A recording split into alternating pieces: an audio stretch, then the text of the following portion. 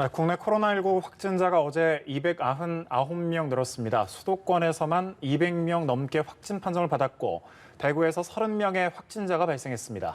오늘부터 수도권에서 거리 두기 2.5단계가 시행되는데요. 어떤 부분이 달라지는지 짚어보겠습니다. 김경우 인제대병원 가정의학과 교수, 김수민 시사평론가 모셨습니다. 어서 오십시오. 네, 어서 오십시오. 안녕하세요. 네. 자, 일단 신규 확진자가 299명, 300명이 살짝 안 됩니다. 이 중 지역 감염이 283명으로 확인이 됐고, 자, 어쨌든 이번 주말이 또 고비인 것 같습니다. 어떻게 거리두기 효과가 좀 낼 수 있을까요? 네, 이제 수도권이 조금 감소세에 있는 것이 좀 긍정적인 신호가 될 것 같고요. 네. 이 중에서 서울, 경기, 인천이 203명이니까 한 72% 정도 차지하고 있거든요. 전에 한 80% 차지하던 거에 비해서 약간 조금 감소세가 보이고 있고, 말씀하신 것처럼 하지만 이게 감소세인지 아니면 잠시 내려갔다가 언제든지 또 다시 30명의 집단 감염이 몇 군데만 생겨도 금방 올라갈 수가 있는 거기 때문에 그리고 우리가 아직 지역사회에 퍼져 있는 N차 감염이 충분히 확인되지 않은 상태. 그러니까 예를 들면은 뭐 7차, 8차 감염이 시작됐는데 지금 2차, 3차까지만 확인하고 있다라고 하게 되면은 계속 확진자는 앞으로 증가할 위험성이 있겠고 지금 무엇보다도 지금 8월 중순부터 해서 현재까지 누적 확진자 수가 4,500명, 700명이 되고 있고 앞으로 이제 계속 누적 확진자가 추가적으로 또 한 5천 명 생긴다면은 일단 중환자실에 입원하셔야 될 분이 1,500명이 생긴다는 뜻이기 때문에 곧 포화가 될 수가 있거든요. 그래서 첫 번째 이것이 지금 감소세에 있는 것인가, 그리고 이 감소세가 얼마큼 빨리 우리가 낮출 수 있을 것인가가 앞으로 중환자 발생과 사망률 증가와 또 이어지는 부분이 될 수 있을 것 같습니다. 네. 이렇게 통계 흐름상으로는 감소 추세인 것. 평론가께서는 좀 어떻게 분석하고 계십니까? 네, 일단은 뭐 3단계가 바로 필요한 정도는 아니다. 그렇게 폭증하고 있지는 않다. 이 정도는 확인이 됐다고 볼 수 있는데요. 그렇다고 해서 2단계가 어느 정도 효과를 거뒀는지를 단정할 수 있는 정도는 아니다라고 봅니다. 왜냐하면 2단계 같은 경우는 사실은 문제가 됐던 광복절 집회 이튿날에 2단계도 아니고 1.5단계로 사실상 격상을 했었고요. 네. 그리고 8월 19일쯤에 수도권 2단계, 그리고 23일에 전국 2단계가 됐거든요. 그렇다면 2단계 효과를 아직까지 가늠하기에는 이르다라고 정리를 할 수 있겠습니다. 네. 이런 가운데 오늘부터 수도권에서는 이 사회적 거리두기 2.5단계가 0시부터 시행이 됐습니다. 이제 많은 부분들이 바뀌게 되는데 어떤 부분이 바뀌는지 상세하게 먼저 짚어볼까요? 네, 우선 그 식당에서 이제 올해 늦게 식사하시는 것이 이제 금지됩니다. 그래서 이제 밤 9시에서 다음날 새벽 5시까지는 그 매장에서 식사를 하실 수가 없고 포장이나 배달해서 드셔야 되겠고요. 물론 그 이유는 이제 아무래도 마스크 착용이 중요하지만 식당 같은 데서 마스크를 벗으셔야 되겠고 또 식당에서 식사하실 때 주로 이제 계속 모임이나 만남들이 많이 되기 때문에 지금까지 많은 전파 사례에서 식당에서 이렇게 회식하거나 모임에서 또 전파가 있었기 때문에 위험할 수 있어서 이제 제한을 한 부분이 되겠고요. 물론 9시 이전이라고 해서 뭐 마스크를 벗고 여러 명이 모여서 이렇게 식사를 하셔도 된다는 건 아니고 최소한의 조치가 되겠고 이 조치의 의미를 이해하셔서 가급적이면 모임이나 만남을 자제하시고 식당에서 식사하시는 것보다는 이제 포장이나 배달해서 드시는 방식으로 하시는 것이 필요할 것 같고요. 또 하나 이제 마스크를 벗고 대화를 많이 하신 데가 이제 카페가 되겠습니다. 네. 그렇기 때문에 우리가 스타벅스 파주점이라든지 할리스 커피 선문점에서 어떤 집단 감염 사례가 있었기 때문에 마스크를 벗고 카페에서 이제 장시간 대화하시는 것을 최대한 줄이기 위해서 일단은 그 프랜차이즈형 카페에서는 매장에서 이렇게 음료를 드시는 것이 이제 금지되어 있고 매장에서 구입만 해서 테이크아웃으로 포장해서 가는 것만 지금 허용이 되어 있고요.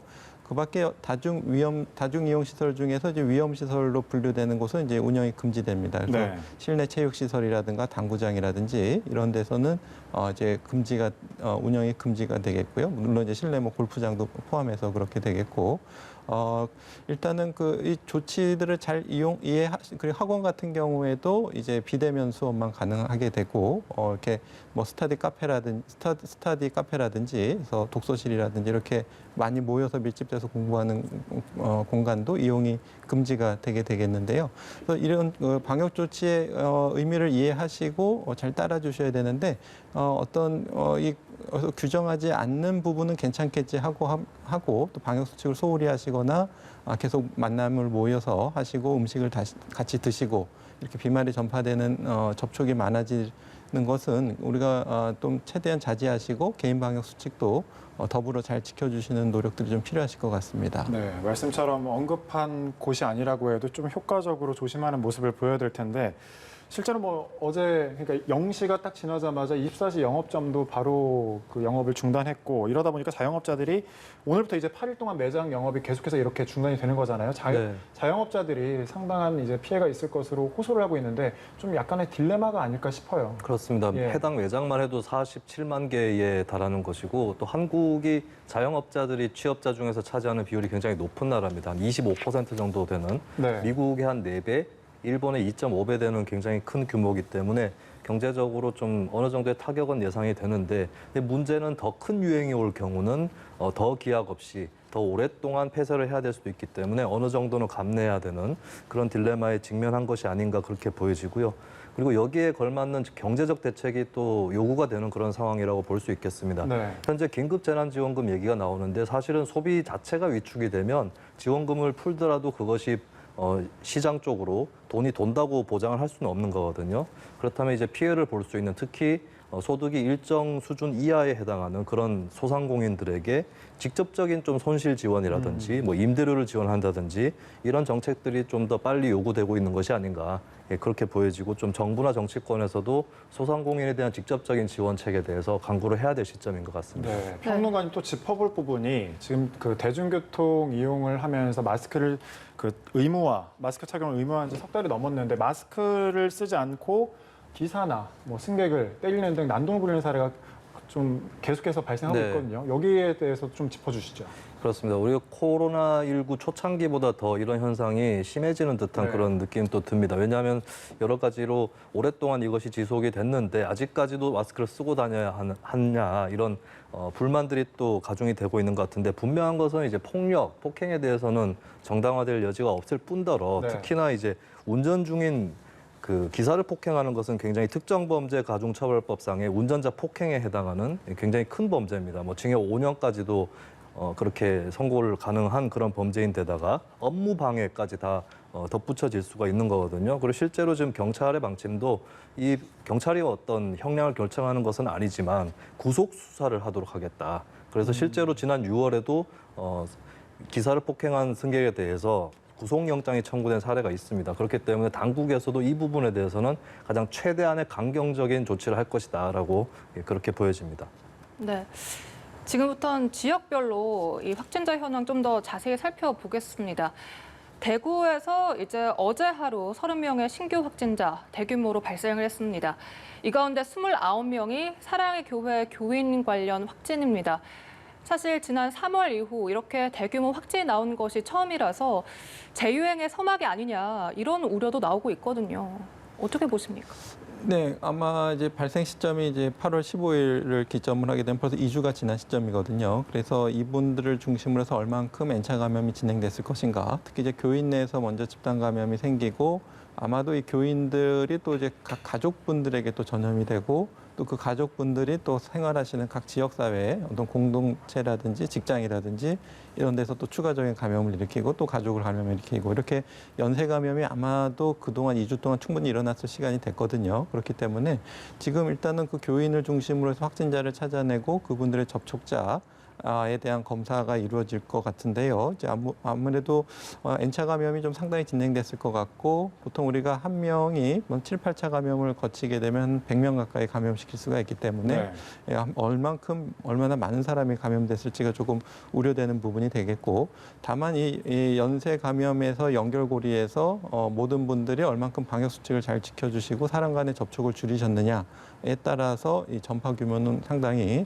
달라질 수가 있겠는데 추가적인 역학조사와 이제 N차 감염 확인해가는 과정이 좀 필요할 것 같고 지금 이제 이미 많은 분들이 감염됐을 가능성이 있기 때문에 이제 모든 시민들께서는 역학조사를 기다리지 마시고 스스로 방역수칙을 잘 지켜주시고 내가 연결고리가 되지 않도록 방역수칙을 잘 지키시면서 이런 만남이나 접촉을 최소화하시는 노력들이 지금 매우 필요하실 것 같습니다. 네, 정말 말씀처럼 스스로 찾아서 실행을 하시는 게 중요할 것 같은데 경남 창원시에서는 그 광화문 집회에 참가한 뒤 증상을 알고도 검사를 받지 않은 40대 여성을 고발하고 구상권을 청구하기로 했거든요. 이 법적인 대응에 나서기로 한 건데 다른 지자체에서도 이렇게 좀 거부를 하거나 법적인 대응에 나선다는 분위기거든요. 좀 어떻게 네. 보십니까? 그러니까 지자체별로 따로 대응한다는 것은 대응 수준이 다를 수도 있다는 예. 얘기인데 근데 현재 추세를 봤을 때는 대응 수준 강도가 상향 평준화되고 있습니다. 왜냐하면 지자체 단체장들에게도 주민들의 어떤 시선이 있는 거죠. 코로나19에 대한 대처를 똑바로 하고 있느냐, 제대로 하고 있느냐라는 그런 평가를 하는 것이고 마침 또 단체장들은 지자체 지방자치시대이기 때문에 다 주민 직선으로 뽑혔고 또 주민들에게 평가를 받게 돼 있습니다. 그리고 타 지역과의 비교라든지 이런 것들이 충분히 가능하기 때문에 실제로 이제 보통 법에 따라서 대처를 하게 돼 잠시만요, 있고 평론가님. 서울시청 지금 이제 브리핑이 진행이 되고 있는데 일단 보고 나서 대담을 이어가도록 하겠습니다. 16명이 늘어난 총 3,773명입니다. 최근 확산의 진원지였던 서울사랑제일교회는 총 2,255명을 검사했고 592명의 확진자가 나왔습니다. 또 다른 확산 진원지인 광화문 집회 관련해서 조사 대상자 총 1만 5,754명 중 어제까지 총 8,064명이 검사를 완료했고 76명의 확진자가 나왔습니다. 아직도 검사를 받지 않거나 연락 불능인 대상에 대해서는 경찰의 협조를 받아 직접 방문과 강제조사, 고발 조치를 할 계획입니다. 사랑제일교회와 광화문 집회 관련 검사에 속도를 내고 있지만 여전히 하루 신규 확진자 수가 연일 3자릿수를 유지하고 있고 다양한 집단 감염이 곳곳에서 발생하고 있습니다. 전파 경로가 오리무중인 깜깜이 확진자 증가세도 계속되고 있는 실정입니다. 8월 둘째 주 전체 확진자의 8%였던 감염 경로 불분명 사례는 8월 셋째 주 21.2%, 넷째 주에는 27.2%로 대폭 늘었습니다. 방역당국이 진단검사 역량을 확대해 큰불 잔불을 집중적으로 잡아도 또 다른 불꽃들이 계속 튀며 확산세가 잦아들지 않고 있습니다. 특히 깜깜이 확진자 증가는 우리 모두가 누구도 예외 없이 일상 공간 어디서나 나도 모르는 사이에 감염될 수 있다는 강력한 경고를 보내고 있습니다. 과도하다 싶을 정도의 경각심, 치열하고 철저한 실천만이 감염병 확산의 질주를 멈출 수 있습니다. 서울시는 강화된 사회적 거리두기 2단계 기간인 오늘부터 9월 6일까지 일주일간을 1,000만 시민 멈춘 주간으로 하고자 합니다. 이 기간 시민 여러분들께서는 각자가 방역의 주체로서 최소한 외출과 만남을 자제해 주시고 불효불급한 외부 활동을 멈춰주시길 간곡히 호소드립니다. 서울시는 정부의 강화된 사회적 거리두기 2단계 시행에 발맞추고 시민들의 모임과 활동이 집중되는 야간 활동과 집 밖에서의 취식행위 자제를 유도하고자 합니다.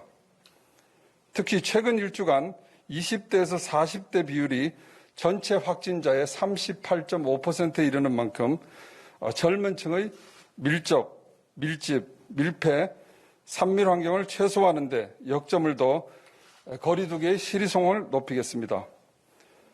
우선 서울 소재 일반 음식점, 휴게 음식점, 제과점 등 총 16만 5,686곳은 밤 9시부터 다음 날 새벽 5시까지는 포장 배달만 허용됩니다. 특히 서울시는 일반 음식점이 문을 닫는 밤 9시 이후 포장마차, 거리가게, 푸드트럭 등으로 사람이 몰리는 풍선 효과를 막기 위해 허가 유무와 관계없이 모든 종류의 음식점에 대해 동일한 집합 제한 조치를 적용하겠습니다.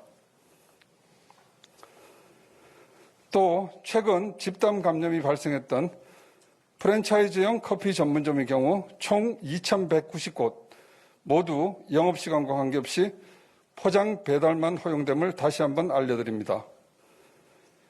서울시는 강화된 방역 조치가 빠르게 정찰될 수 있도록 1,040개조 2,160명을 투입해 민관 합동 특별 전수점검을 실시하고 위반 행위가 확인될 경우 즉시 집합 금지 조치를 시행하겠습니다.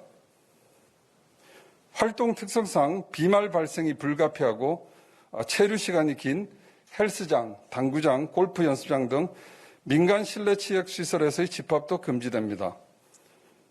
특히 서울시는 체육시설법에 따른 신고 대상인 총 1만 1,116곳 이외에도 자유업으로 등록되어 있는 탁구장, 필라테스장 등도 발굴해 동일한 조치를 내림으로써 사각지대를 최소화하겠습니다. 수도권 소재의 10인 이상 모든 학원은 비대면 수업만을 허용합니다. 기존 300인 이상 대형 학원 총 358곳에 이어 이번에 집합금지 대상에 새롭게 포함된 10인에서 300인 이하 중소형 학원은 전체 학원의 57.6%를 차지하는 총 1만 4,541곳입니다. 독서실과 스터디 카페도 집합금지가 시행되며 9인 이하 교습소는 방역 준수 명령이 내려지고 방역 수칙 미준수 시에는 즉시 집합금지 조치를 하겠습니다. 최근 집단 감염이 발생하고 있는 방무 판매과 관련해서는 시, 자치구, 경찰 합동 점검을 통해 불법이 확인된 29곳을 고발 조치한 데 이어 공정위와 협조해 불법 다단계 신고 포상금을 한시적으로 200만 원에서 500만 원으로 상향해 관리 강도를 강화할 계획입니다. 최근 고령 사망자가 늘고 있는 만큼 어르신 시설도 철저하게 관리해 나가겠습니다. 어르신 요양병원과 요양시설은 입소자 면회 금지 등 외부 출입 통제를 더욱 강화하고 고령층이 다수 이용하는 주야간 보호센터나 무더위 쉼터에 대한 휴원 권고도 계속 유지됨을 알려드립니다. 서울시는 차질 없는 환자 치료를 위한 병상 확보에도 만전을 기하겠습니다. 현재 수도권의 병상 가동률은 75.2%입니다. 지난 13일부터 현재까지 병원 260병상, 남산유소호스텔, 태능선수전 등 생활치료센터 5개소 971병상 등 총 1231개 병상을 확보해 운영 중이고 공공과 민간병원의 역량을 결집해 1200여 개 병상을 추가 확보하는 방안을 추진 중에 있습니다. 병상의 경우 149병상 규모의 적십자 병원을 코로나19 전담병원으로 지정해 9월 1일부터 운영할 예정입니다. 북부병원도 9월 7일부터 전담병원으로 지정해 80병상을 추가 운영하겠습니다. 공공병원 중심으로 코로나 전담병원 추가 지정을 위해 협의 중입니다. 생활치료센터도 공공기관과 기업연수원 등의 1000여 개 병상을 확보해 운영할 예정입니다. 끝으로 의료진의 고충을 함께 해결해 나가겠습니다. 코로나19와의 긴 사투로 지쳐있는 의사, 간호사 등 의료진들이 고성과 폭언, 폭력, 심지어 성희롱까지 당하는 일이 벌어지고 있습니다. 서울시는 서울시 감정노동종사자 권리보호센터에 의료진 전용 상담 창구를 운영하고 상담은 물론 법률구제까지 지원할 계획입니다. 시민 여러분께서는 의료진에 대한 부당한 요구나 폭언, 폭행, 성희롱 시 법에 의해 처벌될 수 있음을 명심하고 유의해 주시기 바랍니다. 시민 여러분, 지금은 고통 분담의 시간입니다. 당장 오늘부터 일주일은 일상을 포기한다는 각오로 생활 방역에 철저를 기해 주시길 부탁드립니다. 자영업자, 소상공인들에게도 동참을 간곡하게 요청드립니다. 당장 영업을 중단해야 하는 자영업자, 소상공인들에게 일주일은 분명 기나긴 고난의 시간입니다. 그러나 지금 고통을 감내하고라도 확산세를 꺾지 못한다면 우리 경제가 기약 없이 멈추는 최악의 상황이 올 수 있습니다. 조금만 더 인내하고 방역 조치에 적극 참여해 주시길 간곡하게 당부드립니다. 우리는 다시 나아가기 위해 잠시 멈추는 것입니다. 그리운 이들과 하루빨리 만나기 위해 잠시 멀어지는 것입니다. 활기찬 일상을 조속히 되찾기 위해 잠시 브레이크를 밟는 것입니다. 언제나 시민이 최선의 백신입니다. 나 자신과 가족, 이웃을 지키고 우리 사회 공동체를 지켜나가는데 힘을 보태주시기 바랍니다. 감사합니다. 네, 오늘은 기자단 질문이 없는 관계로 오늘 브리핑을 여기서 마치도록 하겠습니다. 감사합니다. 네, 서울시청 연결해서 서정엽 서울시장 권한대행의 브리핑을 함께 들어봤습니다. 이어지는 내용은 계속해서 저희 연합뉴스TV 유튜브 스트리밍 서비스를 통해서 보실 수 있고요. 간단하게 정리를 드린다면 9월 6일까지 1,000만 시민 멈춤 주간을 선포하겠다는 내용이 있었고, 앞서 저희가 대담에서 언급을 했던 내용이지만 달라지는 부분, 2.5단계로 이제 격상을 하면서 달라지는 부분에 대한 내용이 있었습니다. 방역 조치 관련해서도 내용이 있었고요. 마지막에 오늘부터 일주일은 생활 일상을 포기한다고 생각하고 협조를 당부했습니다. 자, 이와 관련해서 두 분의 전문가분께 좀 이야기를 들어볼 텐데요. 좀 어떻게 들으셨습니까? 네, 그동안 이제 2.5단계가 이제 발표되고 나서 네. 이제 풍선 효과나 사각지대를 챙기는 좀 꼼꼼한 발표가 또 좀 눈여겨봐야 될 것 같고요. 그 다음에 이제 요양시설과 어르신 보호 대책, 이것도 매우 중요한 부분이 되겠습니다. 그래서 감염자 한 명이 생기는 것과 이제 요양시설에서 발생된다는 건 굉장히 차원이 다른 문제이기 네. 때문에 어르신 보호를 더 철저히 챙겨야 되겠고요. 또 이제 병상 확보를 위해서 민간과 공공기관이 같이 힘을 합치고 또 의료진들의 여러 가지 물리적 또 언어적인 폭행, 폭력 이런 것들을 또 보호해 주시겠다는 조치 이런 것들도 좀 눈여겨봐야 될 것 같고요. 아무래도 이제 소상공인 자영업자분들의 피해가 이제 많이 예상이 되는데 이분들에 대해서 이분들의 어떤 희생 덕분에 우리가 일상생활을 유지하면서 경제 활동을 할 수가 있고 이런 거기 때문에 우리가 이분들에도 충분한 보상을 해드려야 될 것 같습니다. 네. 그래서 전 국민이 일단 방역 수칙을 잘 준수하셔서 이 사태를 빨리 끝내는 것들이 이분들을 도와주시는 것이고 또 이것을 통해서 우리가 얻은 경제적인 이익을 나중에 이분들에게 환수해드리고 하는 노력들도 같이 좀 병행되는 것이 좋을 것 같고요. 이제 또 한 가지 조금 우려되는 건 이제 공공병원을 다 비워서 코로나 전담 병원으로 이제 병상을 확보하겠다는 네. 계단이 지금 진행되고 있는 것 같은데 일단 코로나19 환자를 위해서 이제 전담 병원을 만드는 건 좋은데 이제 그동안 거기서 이제 진료를 받던 더 많은 코로나19가 아닌 이제 취약계층 공공의료를 이용하셨던 분들을 어떻게 다른 병원으로 보낼 것인가 네. 이것에 대해서도 충분한 보완이 되지 않으면 이분들이 의료적인 진료가 필요할 때 진료를 못 받으실 수가 있거든요. 그렇기 때문에 코로나19가 아닌 공공의료를 이용하시던 분들에 대한 대책도 같이 좀 마련이 되는 것이 필요하겠습니다. 네, 평론가께서는 좀 어떻게 들으셨습니까? 네. 가장 인상 깊게 들은 구절은 시민 여러분 지금은 고통 분담의 시간입니다라고 네. 하는 구절이었고요. 이런 말이 있습니다. 법이 도덕의 최소한이다 이런 말이 있는데 좀 다르게 얘기하자면 법은 방역의 최소한이다라고도 얘기할 수 있을 것 같아요.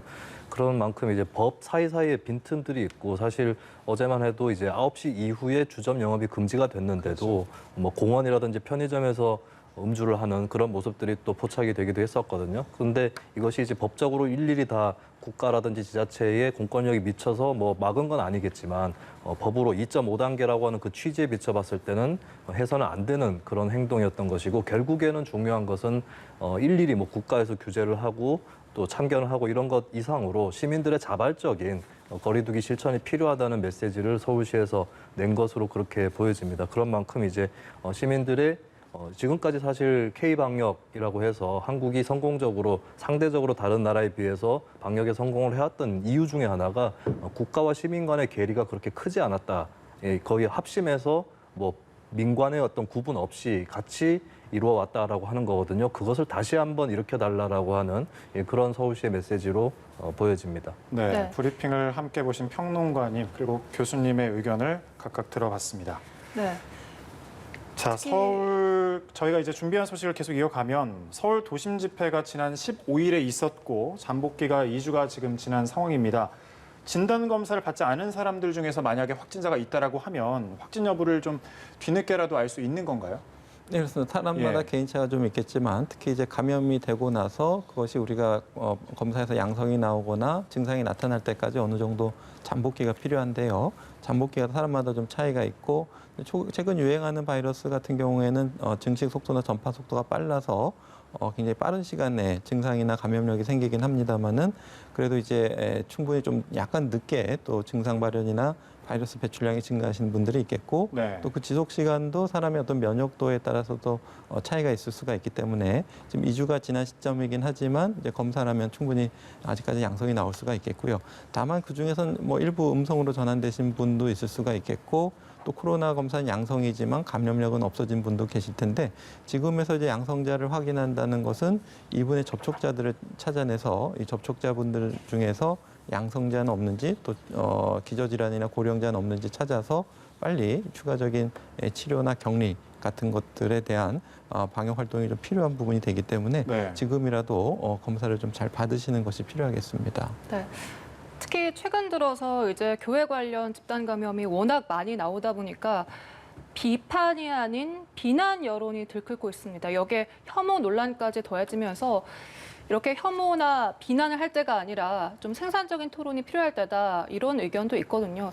교회와 방역 사이에 그 균형점 좀 어떻게 찾아야 됩니까? 네, 뭐 비난 혐오 같은 경우는 어떤 신자의 잘못으로 전체 신자들에게 다 비난을 한다거나 이런 것은 일반화라고 하죠. 그런 것을 하지 않으면 되는 것일 테고요. 그리고 이제 종교의 자유에 대해서 좀 원칙적으로 다시 한번 생각을 해봐야 될 것이 종교의 자유는 궁극적으로는 내면, 양심, 뭐 사상 이쪽의 자유라고 볼 수가 있겠습니다. 그러니까 교회라는 것도 교인들의 모임이라고 볼 수 있는데 그 모임이 반드시 예배당이라고 하는 장소에서 같이 대면을 해서 하는 그런 형식만 지켜야 꼭 교회인 것이냐 이것을 좀 감안을 해볼 필요가 있겠죠. 그렇다면 결국에 교회 입장에서는 어떤 대면 예배 강행보다는 정신적인 공동체를 유지하는 쪽으로 그렇게 가닥을 잡아 나가는 것이 더 중요한 것이고 그리고 그것을 위해서는 무엇보다도 신도들의 안전과 건강이 중요한 것입니다. 당장의 대면 예배를 통해서 바이러스가 전파된다고 했을 때 가장 먼저 피해를 입는 것은 바로 그 개신교 교단의 신도들인 것이거든요. 네. 그렇다면 그런 것들을 우선해서 본다라고 하는 것과 교회와 종교의 자유의 참의미 이걸 같이 감안을 한다면 당분간은 비대면 예배로 앞으로 있을 더 즐거운 예배를 위해서라도 어느 정도 좀 감내하면서 그러면서도 꼭 예배가 아니더라도 어떤 뭐 목회자를 중심으로 해서 연락을 자주 취한다거나 이런 식으로 이제 정신적인 교류의 끈을 놓지 않는 방법들이 또 충분히 있습니다. 네. 그런 것들을 잘 지켜나간다면은 이제 교회가 새로운 시대에서의 어떤 다시 새로운 모습으로 자리를 잡아 나가는 그런 거꾸로 기회가 될 수도 있을 것이라고 그렇게 보여집니다. 네.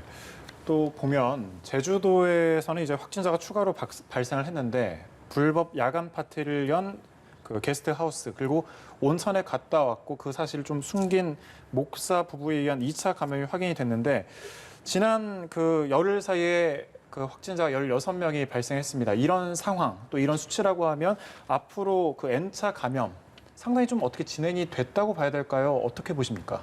예, 충분히 진행됐을 가능성이 예. 있고요. 그동안의 전례 사례를 봤을 때 기억하시겠지만 이제 인천 학원 강사분이 이제 이태원 클럽을 5월 2, 3일에 다녀오시고 동선을 숨겼다는 것을 알게 된 게 5월 12일, 한 열흘 지나서 알게 됐는데 근데 5월 12일 시점이면 그 전에 이제 전 부패에서 돌잔치 끝난 게 5월 9일이거든요. 그래서 이분이 동선을 숨겼다라고 확인했을 때 이미 7차, 8차 감염으로부터 80명이 감염된 상태였고 네.